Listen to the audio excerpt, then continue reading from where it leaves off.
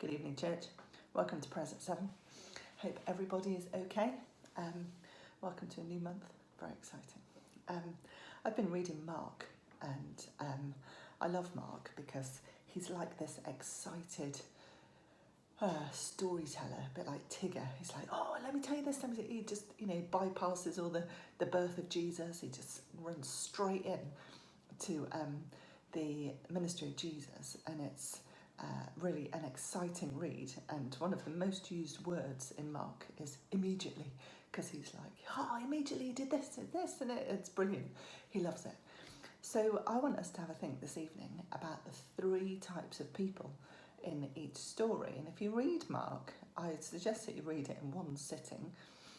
It's not a very long book, really, but you get the whole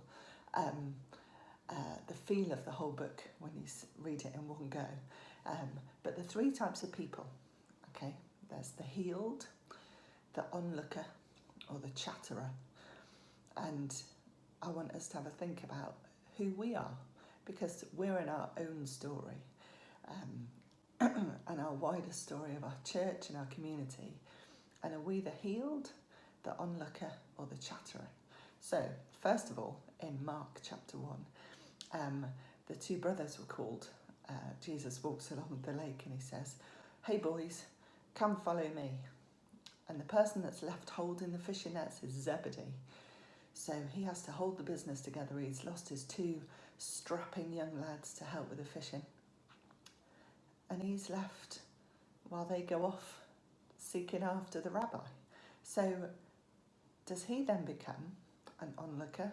And, sometimes the onlooker's a little bit judgmental, a bit like, they've just done this and I'm left here.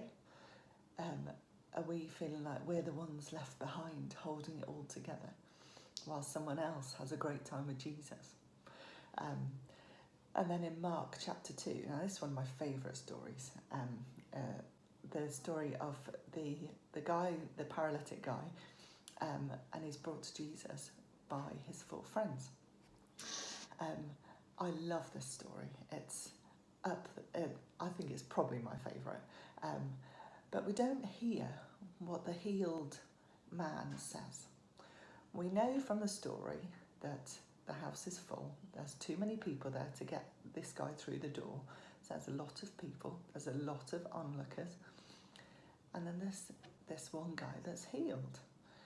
And what then becomes of everybody else? Do they stay as onlookers, or do they become chatterers? Now, a chatterer is somebody who can't keep it in, who battles it around and goes, you never heard what Jesus did. I saw him over there and he's been doing this, and I saw him over there and he's been doing this, and it's amazing what he's done. And they were the people that meant that Jesus then couldn't go around places because of his fame, and they became the chatterers.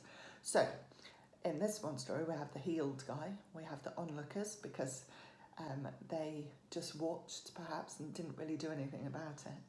And then there was the chatterers. Then there's the guy further on in Mark chapter 3 who was healed in the synagogue.